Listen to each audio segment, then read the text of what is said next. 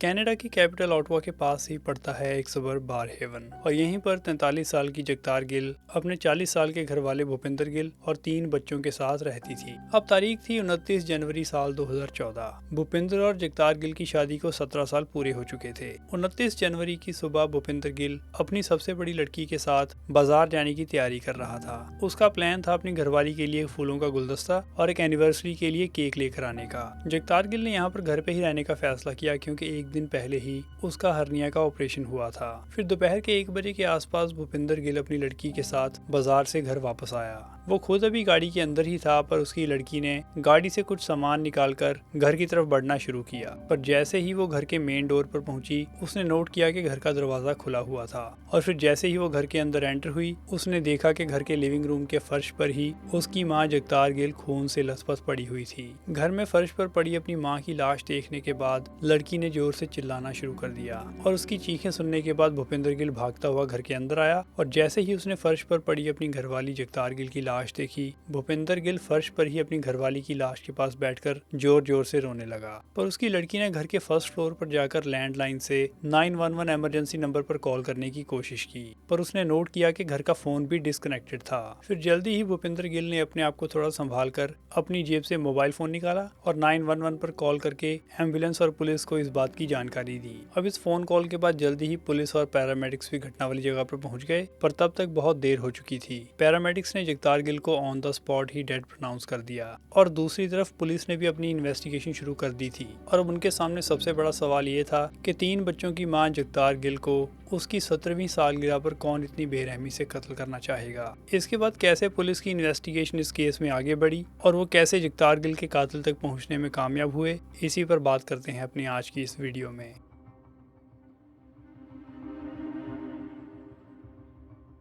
अब पुलिस ने मौके पर ही इस केस की इन्वेस्टिगेशन शुरू कर दी थी और जिस वक्त पुलिस वाले घर के अंदर छानबीन कर रहे थे तब उन्होंने नोट किया कि घर की खिड़की से एक औरत घर के अंदर झांक रही थी। एक पुलिस ऑफिसर ने जाके इस औरत से बातचीत की और इस औरत का कहना था कि वो घर के पड़ोस में ही रहती है और घर के बाहर खड़ी एम्बुलेंस देखकर चेक करने आई थी कि वहाँ पर क्या हुआ है। पुलिस ने इस औरत को ज्यादा जानकारी तो नहीं दी पर इतना बता दिया कि जगतार गिल की अब मौत हो चुकी है और पुलिस की ये बात सुनते ही ये औरत वहाँ से रोते हुए चली गई। किसी भी डोमेस्टिक होमिसाइड केस में जब किसी औरत का कत्ल हो तब पुलिस का सबसे पहला शक उसके इंटीमेट पार्टनर पर जाता है और इस केस में भी पुलिस ने सबसे पहले भूपिंदर पाल से पूछताछ की पर पुलिस की शुरुआती इन्वेस्टिगेशन में ही ये बात क्लियर हो गई कि जिस वक्त जगतार गिल का कत्ल हुआ उस वक्त उसका घरवाला भूपिंदर पास की ही एक मार्केट में था और पुलिस ने शॉपिंग सेंटर में लगे सीसीटीवी कैमरे पर इस बात को कंफर्म भी किया। जिस घर के अंदर जगतार गिल का कत्ल हुआ उस घर के आसपास सारा ही एरिया नया डेवलप किया गया था और इस रेजिडेंशियल एस्टेट के अंदर सिर्फ एक ही सड़क आती थी। पुलिस ने सड़क पर लगे सीसीटीवी कैमरे भी चेक किए पर उनमें भी पुलिस को कोई भी ऐसा साइन नहीं मिला जो जगतार गिल के कातिल की तरफ कोई इंडिकेशन देता हो। इसके अलावा जब पुलिस ने घर की अच्छी तरह छानबीन की तब घर के मेन डोर के ऊपर भी कोई तोड़फोड़ के निशान नहीं थे, जिसका सीधा सीधा मतलब ये था कि जिसने भी जगतार गिल का कत्ल किया या तो उसके पास घर की चाबी थी या फिर उसके लिए जगतार गिल ने अंदर से खुद दरवाजा खोला। जगतार गिल की पोस्टमार्टम रिपोर्ट में भी इस बात को क्लियर कर दिया गया था कि उसकी मौत चाकू से किए गए एक बहुत ही घातक हमले के कारण हुई। पर जगतार गिल के ऊपर चाकू से हमला किए जाने से पहले उसके सिर के ऊपर किसी ब्लंट ऑब्जेक्ट के साथ हिट किया गया था, जैसे कि लोहे की रॉड या उससे मिलता जुलता कोई ऑब्जेक्ट। पुलिस को घटना वाली जगह से नीले रंग के ग्लव्स भी मिले और इसमें से एक ग्लव की एक उंगली कटी हुई थी। इसके अलावा घर की किचन सिंक में ही पुलिस को मर्डर वेपन भी मिल गया जो था घर में सब्जियां काटने के लिए इस्तेमाल होने वाला एक चाकू। पुलिस ने अपनी इन्वेस्टिगेशन में ये भी नोट किया कि घर में लगे लैंडलाइन फोन की तार भी काट दी गई थी, मतलब कि जो भी उस दिन जगतार गिल का कत्ल करने घर में आया उसने पहले से ही सारी तैयारी कर रखी थी। पुलिस ने जब घर के बेसमेंट की चेकिंग करनी शुरू की तब उनको बेसमेंट में ही पड़ी हुई एक लोहे की वेट लिफ्टिंग बार मिली और इस बार के ऊपर खून लगा भी साफ देखा जा सकता था। अब ये लोहे की बार भी इस कत्ल का एक एविडेंस था जिस कारण पुलिस ने इसको भी अपनी कस्टडी में ले लिया। लेकिन यहाँ पर इस केस को इन्वेस्टिगेट करने वाले डिटेक्टिव्स के दिमाग में एक प्लान आया। उन्होंने सेम ऐसी ही एक लोहे की बार बाजार से खरीदकर बेसमेंट में उसी जगह रख दी जहां से उनको दूसरी वेट लिफ्टिंग बार मिली थी और बेसमेंट में होने वाली हर एक एक्टिविटी को रिकॉर्ड करने के लिए पुलिस ने एक खुफिया कैमरा भी फिट कर दिया। पर फिर कुछ दिनों बाद ही इस कैमरे में कुछ ऐसा रिकॉर्ड हुआ जिसको देखने के बाद पुलिस का शक एक ऐसे इंसान पर आ गया जो जगतार गिल के कत्ल के टाइम उसके घर के आसपास भी मौजूद नहीं था। जगतार गिल साल 1993 में अपने सारे परिवार के साथ पंजाब से कनाडा मूव हुई और फिर 1997 में सारा परिवार वापस पंजाब आए और जगतार गिल की उस टाइम इंडिया में ही रहते भूपिंदर गिल के साथ शादी कर दी गई। इसके बाद जल्दी ही भूपिंदर गिल को कनाडा का वीजा मिल गया और वो कनाडा आने के बाद अपनी घरवाली जगतार गिल के साथ ऑटवा में ही रहने लगा। शुरुआत में जगतार गिल एक इलेक्ट्रॉनिक स्टोर में काम करती थी और भूपिंदर गिल ने कनाडा आने के बाद टैक्सी चलाने का काम शुरू किया। भूपिंदर और जगतार दोनों ही दिन में अपनी जॉब पर जाने से पहले सुबह 4 बजे उठकर सबसे पहले न्यूज़पेपर डिलीवरी का काम करते और फिर शाम को अपने काम से वापस आने के बाद इन दोनों के द्वारा ही पिज्जा डिलीवरी का काम किया जाता। और ऐसे ही इन दोनों ने अपनी लाइफ की शुरुआत में दिन में 16-16 घंटे काम कर पैसे सेव करने शुरू किए और इस तरह ये दोनों ही अपने परिवार का फाइनेंशियल फ्यूचर सिक्योर करने में लग गए। फिर 1998 से लेकर साल 2005 तक इनके घर 3 बच्चे पैदा हुए। जिस टाइम जगतार गिल का कत्ल हुआ उस वक्त उसकी सबसे बड़ी लड़की की उम्र थी 15 साल, दूसरी लड़की की उम्र थी 10 साल और सबसे छोटा लड़का जिसकी उम्र थी सिर्फ 8 साल। साल 2005 तक 3 बच्चों को जन्म देने के बाद जल्दी ही इन दोनों ने ऑटवा के पास ही पड़ते एक इलाके बार हेवन में अपने परिवार के लिए घर खरीदा। इस घर में जगतार गिल अपने घर वाले भूपिंदर, 3 बच्चों और अपने सास ससुर के साथ रहती थी। और अब साल 2007 आते आते जगतार और भूपिंदर गिल की शादी को 10 साल पूरे होने के साथ ही उनके घर में 3 बच्चे भी पैदा हो चुके थे और अब भूपिंदर गिल ने ट्रांसपोर्ट इंडस्ट्री में ही एक बस ड्राइवर की जॉब भी करनी शुरू कर दी थी।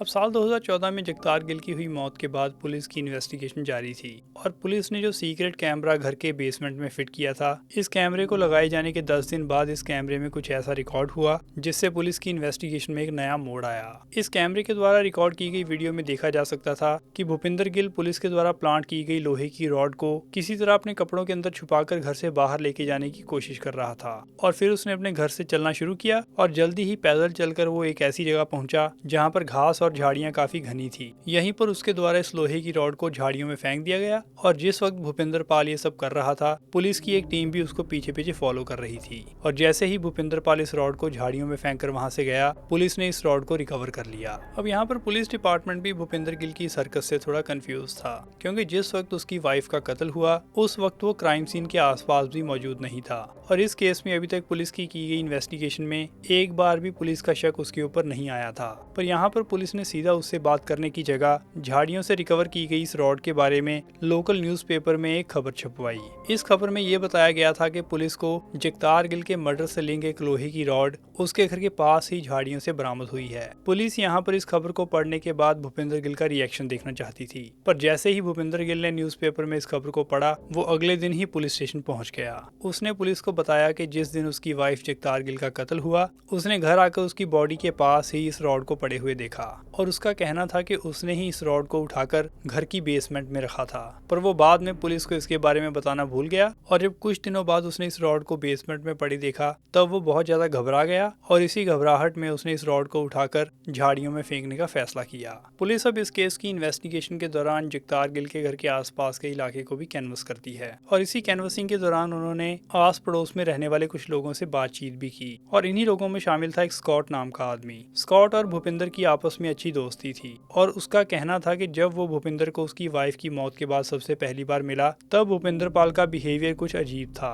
सबसे पहली बात स्कॉट ने नोट की कि भूपिंदर पाल उतना दुखी नजर नहीं आया जितना आम तौर पर किसी को होना चाहिए और इसके अलावा उसने स्कॉट को ये बात भी बताई कि उसने पुलिस के आने से पहले ही क्राइम सीन के साथ छेड़छाड़ की थी, जिसमें उसके द्वारा सबसे पहले रॉड को उठाकर बेसमेंट में रखा गया और फिर उसका कहना था कि उसने कत्ल में इस्तेमाल हुए चाकू को भी किचन सिंक में धोकर वहीं पर फेंक दिया। स्कॉट ने भूपिंदर से पूछा कि उसने ये सब क्यों किया, तो इस पर भूपिंदर गिल का जवाब था कि अपनी घरवाली की मौत के बाद वो इतना कंफ्यूज हो चुका था कि उस वक्त उसको कुछ भी समझ में नहीं आया और ये सारे ही काम उसने हड़बड़ाहट में किए। स्कॉट ने यहाँ पुलिस को एक और इंटरेस्टिंग बात बताई। उसका कहना था कि भूपिंदर गिल का उसके घर आना जाना बहुत आम था और कई बार भूपिंदर गिल अपने साथ एक औरत को भी लेकर आता, पर ये औरत उसकी घरवाली जगतार गिल नहीं थी। और यहाँ पर जिस औरत के साथ भूपिंदर गिल स्कॉट के घर जाता था, वो औरत थी 35 साल की गुरप्रीत रोनाल्ड। और यहाँ पर स्कॉट ने पुलिस को ये भी बताया कि गुरप्रीत और भूपिंदर का आपस में रिलेशनशिप बहुत ही ज्यादा कैजुअल था।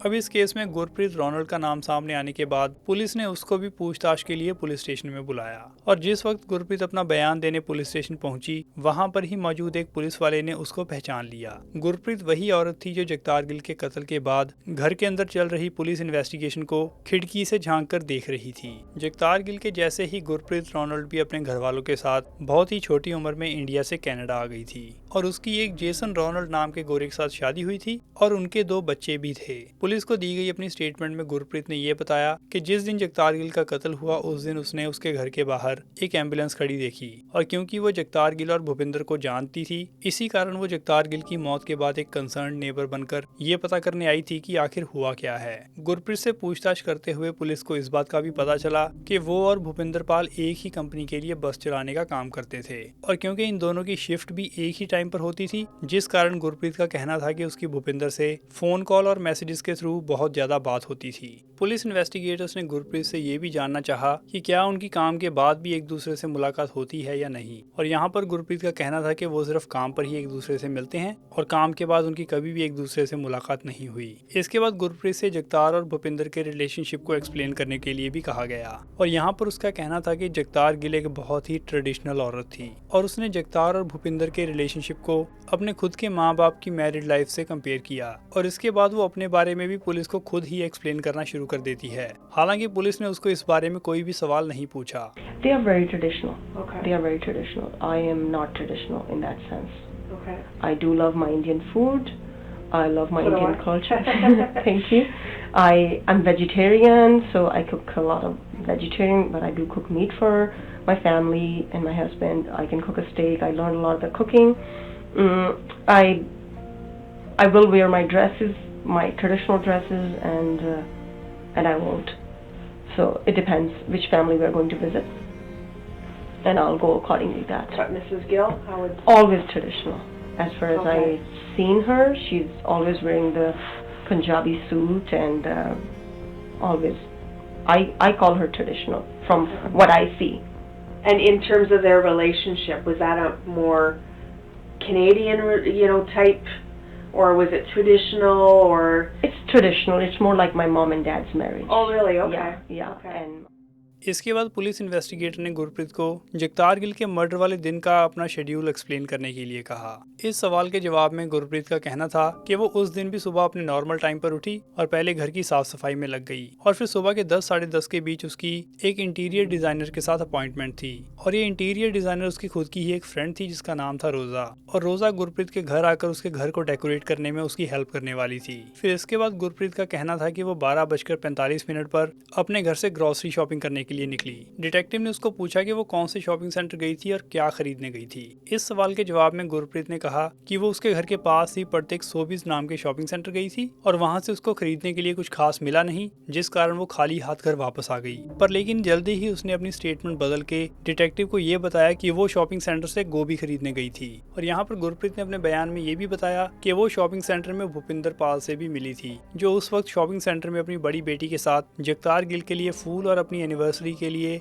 एक केक खरीदने वहां पहुंचा था। और उसका कहना था कि भूपिंदर पाल की शॉपिंग ट्रॉली में 3 गोभी के फूल थे और वो भूपिंदर पाल से ही एक गोभी का फूल लेकर दोपहर के 1:30 बजे अपने घर वापस आ गई और अपने घर आते वक्त उसने देखा कि जगतार गिल के घर के बाहर एक एम्बुलेंस खड़ी थी। तब उसने जगतार गिल के घर के बाहर जाकर खिड़की से झांककर अंदर देखने की कोशिश की।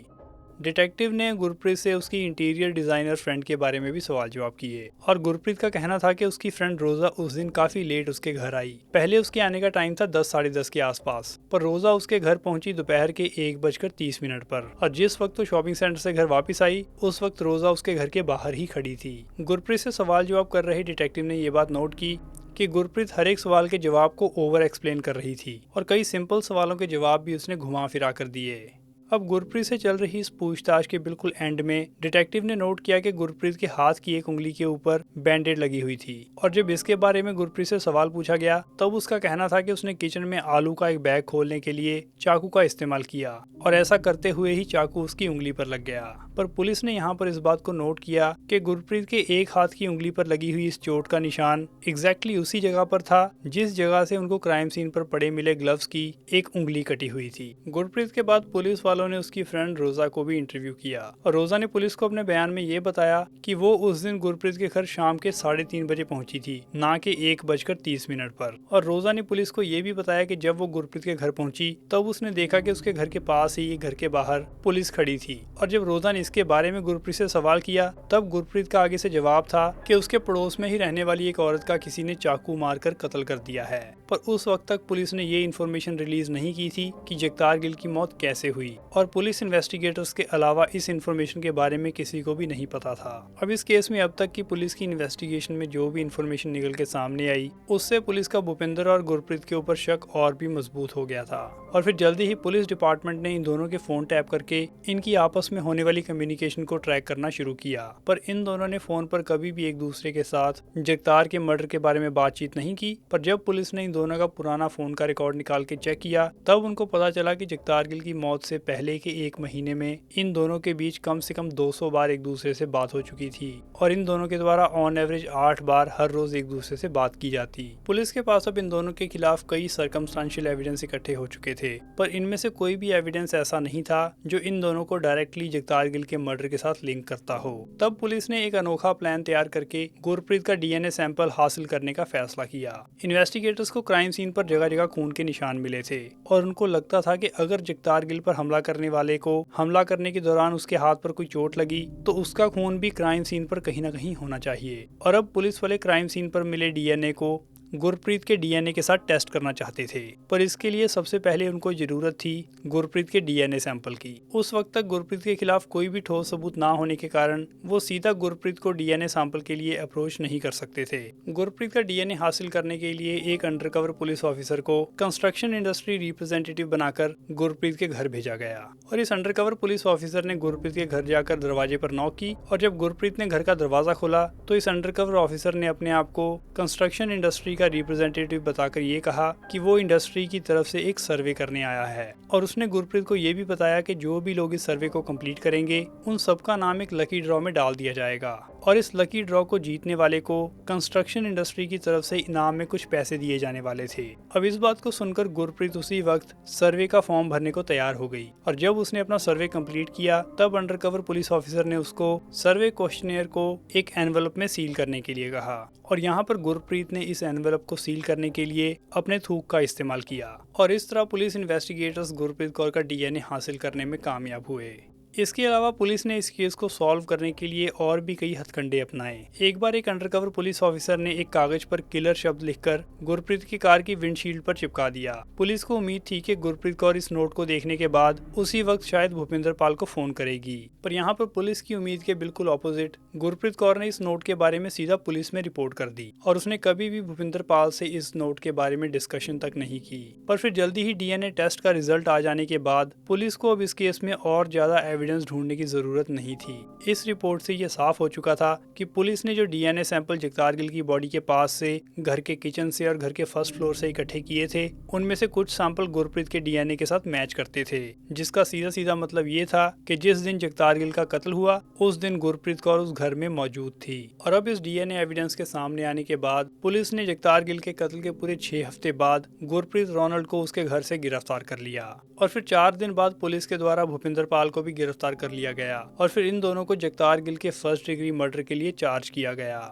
अब इस केस का ट्रायल शुरू हुआ और भूपिंदर पाल और गुरप्रीत दोनों ने ही अपने आप को इस केस में नॉट गिल्टी बताया। फिर प्रोसिक्यूशन ने एक एक करके कोर्ट के सामने सारे सबूत पेश करने शुरू किए और यहाँ पर प्रोसिक्यूटर ने कोर्ट के सामने ये भी बताया कि भूपिंदर पाल और गुरप्रीत का अफेयर जगतार गिल के कत्ल से 4 साल पहले शुरू हुआ था और पुलिस की इन्वेस्टिगेशन में ये बात भी साफ हो चुकी थी कि भूपिंदर पाल अपनी घरवाली जगतार गिल को पसंद नहीं करता था और वो जगतार गिल से तलाक लेकर अलग इसलिए नहीं हुआ क्योंकि वो जिस समाज से आता था उसमें तलाक को बुरी नजर से देखा जाता था। इसीलिए भूपिंदर पाल ने गुरप्रीत के साथ मिलकर 29 जनवरी 2014 को जगतार गिल को कत्ल करने का प्लान बनाया और अपने प्लान के अनुसार भूपिंदर पाल 29 जनवरी 2014 को दोपहर के 12 बजे अपनी सबसे बड़ी बेटी के साथ जगतार गिल के लिए फूल और एनिवर्सरी के लिए केक खरीदने बहाने से घर से बाहर चला गया। जगतार गिल के छोटे 2 बच्चे स्कूल गए हुए थे और उसके सास ससुर भी शायद उस टाइम किसी काम के लिए इंडिया आए हुए थे और अब जगतार गिल घर में अकेली थी। घर से बाहर जाने से पहले भूपिंदर पाल ने एक लोहे की रॉड को भी घर के मेन दरवाजे के पास ही रख दिया और जाने से पहले उसने घर का दरवाजा भी अनलॉक छोड़ दिया और फिर दोपहर के 12:15 से 12:30 के बीच किसी टाइम गुरप्रीत घर के अंदर एंटर हुई और दरवाजे के पास ही पड़ी लोहे की रॉड से सबसे पहले घर में ही मौजूद जगतार गिल के सिर पर वार करके उसको जमीन पर गिरा दिया और इसके बाद उसने किचन में से एक चाकू उठाकर जमीन पर गिरी हुई जगतार गिल के ऊपर हमला करना शुरू किया। यहाँ पर जगतार गिल ने शायद अपने आप को बचाने की भी कोशिश की क्योंकि पोस्टमार्टम रिपोर्ट में ये बात क्लियर थी कि उसके दोनों हाथों हाथों पर डिफेंसिव वुंड्स भी देखी जा सकती थी। जगतार गिल का एक दिन पहले ही हर्निया का ऑपरेशन हुआ था और वो फिजिकली 100% ना होने के कारण अपने आप को बचा नहीं पाई और एंड में गुरप्रीत ने जगतार गिल के गले को काटकर उसका कत्ल कर दिया। जगतार गिल को कत्ल करने के बाद गुरप्रीत ने भूपिंदर पाल को फोन किया और फिर इसके बाद ये दोनों शॉपिंग सेंटर में एक दूसरे से मिले और वहीं पर गुरप्रीत ने भूपिंदर पाल की शॉपिंग ट्रॉली से एक गोभी का फूल बोरो किया, जिसके बाद वो वापस अपने घर आ गई। अब इस केस में भूपिंदर पाल के द्वारा गुरप्रीत के साथ मिलकर अपनी घरवाली का कत्ल किया जाना एक शर्मनाक बात थी,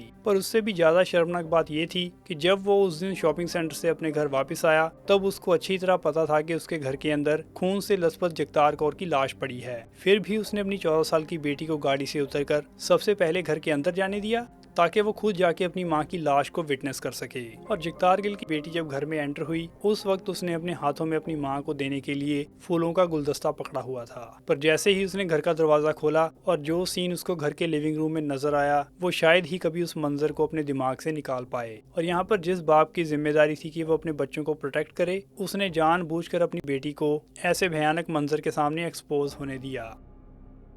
अब प्रोसिक्यूशन के पास इस केस में डीएनए एविडेंस के साथ साथ इन दोनों के बीच फोन पर होने वाली कम्युनिकेशन के एविडेंस भी मौजूद थे और इसके अलावा सारे ही सर्कमस्टेंशियल एविडेंस भी इस बात की तरफ इशारा करते थे कि भूपिंदर पाल ने ही गुरप्रीत के साथ मिलकर जगतार गिल के कत्ल को प्लान किया और अंजाम दिया। प्रोसिक्यूशन ने कोर्ट में गवाही देने के लिए एक सूजन नाम की रिलेशनशिप कोच को भी पेश किया। सूजन का कहना था कि इस कत्ल से ऑलमोस्ट 1 साल पहले भूपिंदर पाल और गुरप्रीत उसके पास रिलेशनशिप एडवाइस लेने आए थे और सूजन का कहना था कि इन दोनों की बातों से ये साफ नजर आता था कि ये दोनों एक साथ रहने के लिए कुछ भी करने को तैयार थे। और सूजन ने यहाँ पर भूपिंदर और गुरप्रीत को ये एडवाइस भी दी कि अगर वो दोनों अपने करंट रिलेशनशिप में खुश नहीं हैं तो उनको डाइवोर्स लेकर अलग हो जाना चाहिए। और कोर्ट में जब गुरप्रीत के हस्बैंड जेसन रोनाल्ड को पेश किया गया तब जेसन का कहना था कि वो गुरप्रीत से जल्दी ही तलाक लेकर अलग होने वाला था, पर यहाँ पर सबसे बड़ी प्रॉब्लम थी भूपिंदर सिंह की साइड से, जो अपनी घरवाली जगतार से तलाक लेकर अलग नहीं होना चाहता था और इसीलिए इन दोनों ने मिलकर जगतार गिल को कत्ल करने का फैसला किया। अभी इस केस का ट्रायल खत्म हुआ और फिर पूरे 6 दिन बाद इस केस में जूरी मेंबर्स का फैसला आया। जूरी के द्वारा गुरप्रीत और भूपिंदर पाल दोनों को ही जगतार गिल के फर्स्ट डिग्री मर्डर के लिए दोषी पाया गया और फिर कोर्ट के द्वारा इन दोनों को ही उम्र कैद की सजा सुनाई गई और इन दोनों का मिनिमम नॉन पेरोल पीरियड रखा गया 25 साल का। अब कोर्ट के द्वारा दिए गए इस फैसले से जगतार गिल का परिवार बहुत खुश था। इस फैसले से जगतार गिल तो वापस नहीं आने वाली थी, पर उनको इस बात की खुशी थी कि उसके कत्ल के लिए जिम्मेदार दोनों ही लोग अब कम से कम 25 साल के लिए जेल में जा चुके थे। और फिर जगतार गिल के परिवार की तरफ से उसकी नीस ने मीडिया के सामने आकर एक स्टेटमेंट रीड की। I, Ramandeep Chahal, niece of Jagtar Gill, for and behalf of my late aunt, Jagtar Gill, who was brutally murdered on January 29th, 2014, her friends, family, relatives, wish to thank all members of the Ottawa Police Service and Crown Attorneys for their dedication, plentiful hours, and relentless efforts put into the investigation and prosecution of the accused following barbaric murder of my beloved and respected aunt. तो ये था case Canada के Ottawa में रहने वाली जगतार गिल का, जिसको अपनी जान सिर्फ इसलिए गंवानी पड़ी क्योंकि उसका घरवाला ना ही उसके साथ रहना चाहता था और ना ही उसको डिवोर्स देकर अलग होना चाहता था। बाकी इस केस पर आपकी क्या ओपिनियन है आप कमेंट्स में बता सकते हैं। वीडियो को लाइक और शेयर जरूर कर दें, चैनल भी सब्सक्राइब कर लें। मिलते हैं अगली वीडियो में, टेक केयर।